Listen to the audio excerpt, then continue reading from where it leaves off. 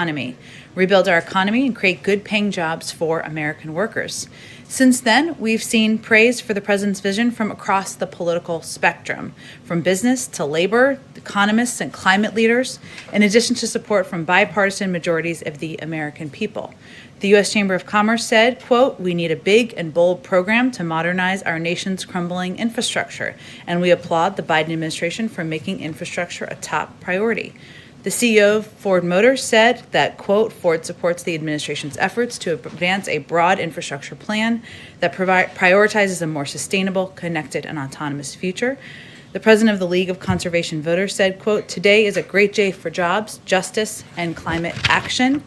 And the international president of the SEIU called the jobs plan, quote, "a game changer for tackling racial and economic inequality." And early polling underscores the overwhelming bipartisan support for components of this plan. Just yesterday, a Morning Consult poll showed that by a 2-to-1 margin, registered voters backed a hypothetical $3 trillion infrastructure package. And a Data for Progress poll showed that by a 35-point margin, voters wanted to pay for this plan by asking the wealthy and big corporations to pay their fair share, just like the president is calling for. Two other items for all of you.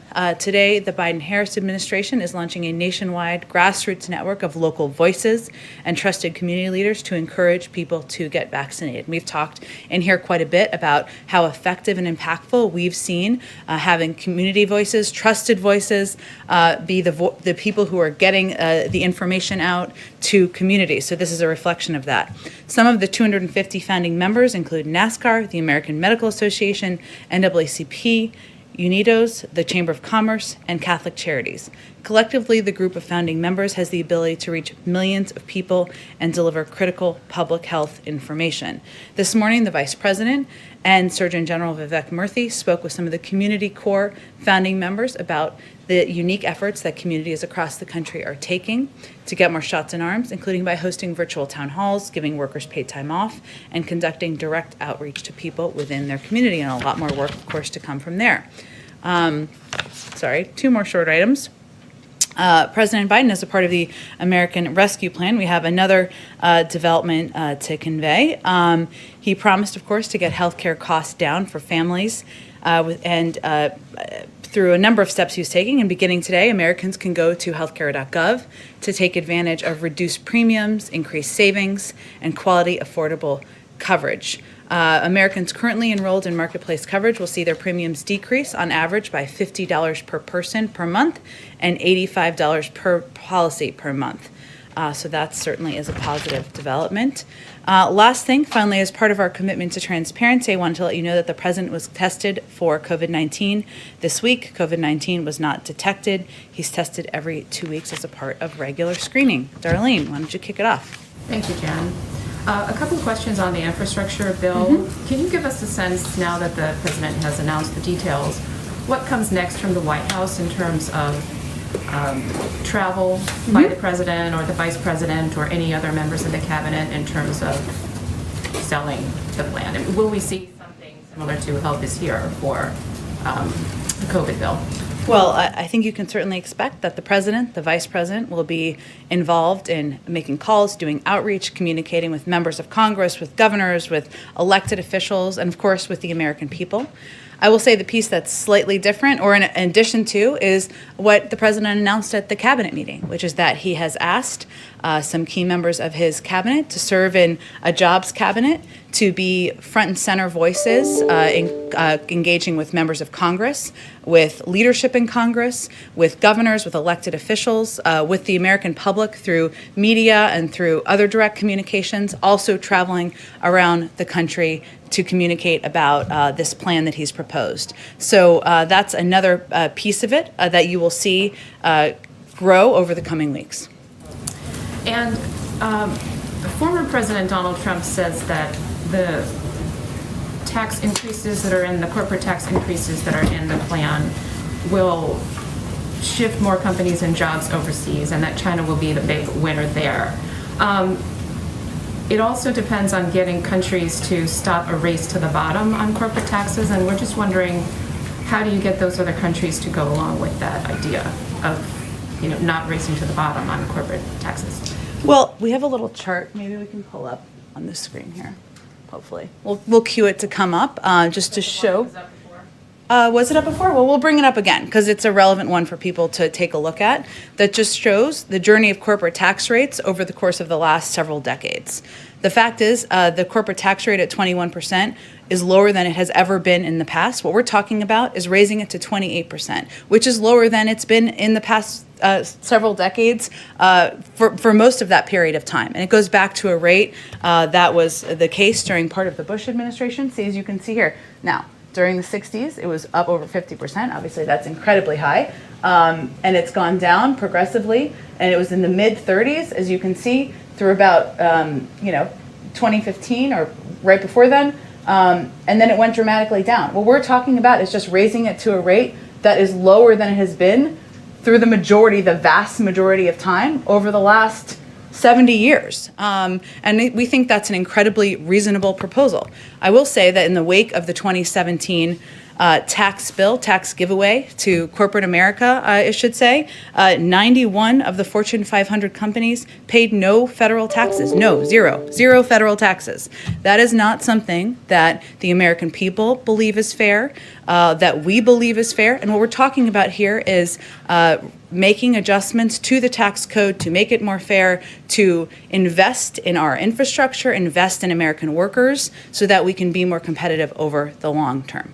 And then lastly, earlier today in Kentucky, Senator McConnell was talking and said that the package, quote, is not going to get support from our side.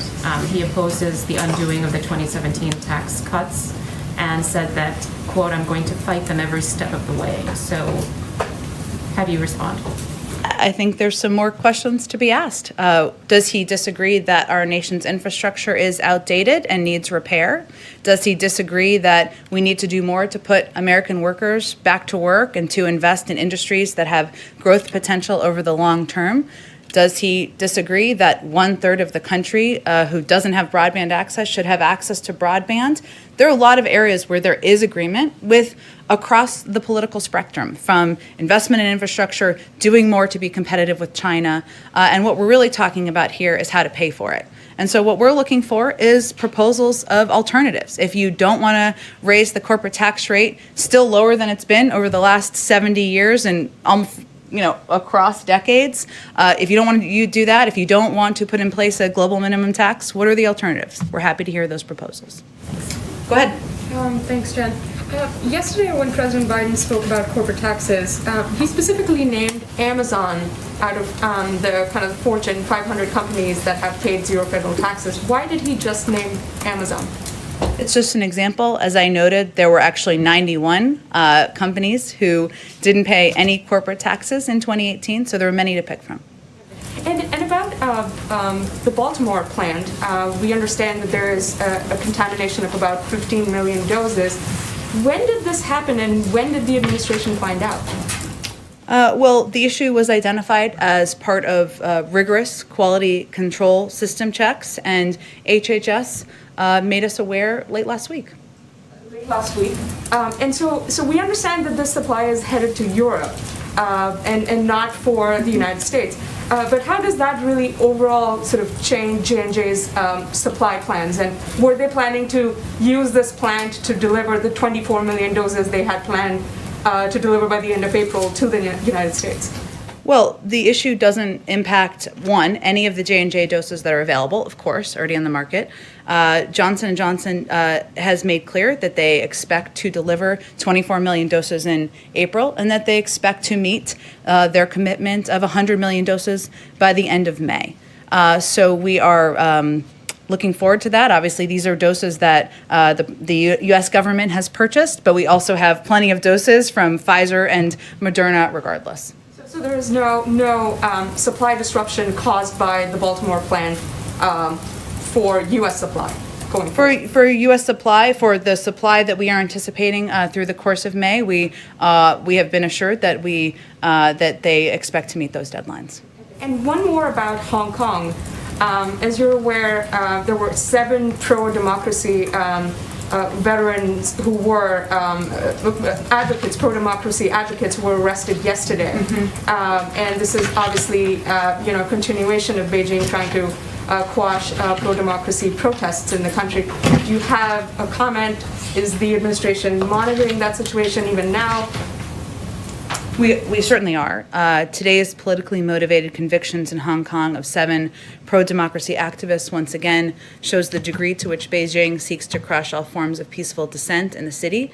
These activists were taking part in a peaceful demonstration of over 1.7 million Hong Kongers protesting for the autonomy and freedoms promised to them by the PRC. Their conviction is yet another example of Beijing eroding Hong Kong's freedoms and failing to live up to its international obligations under the Sino-British Joint Declaration.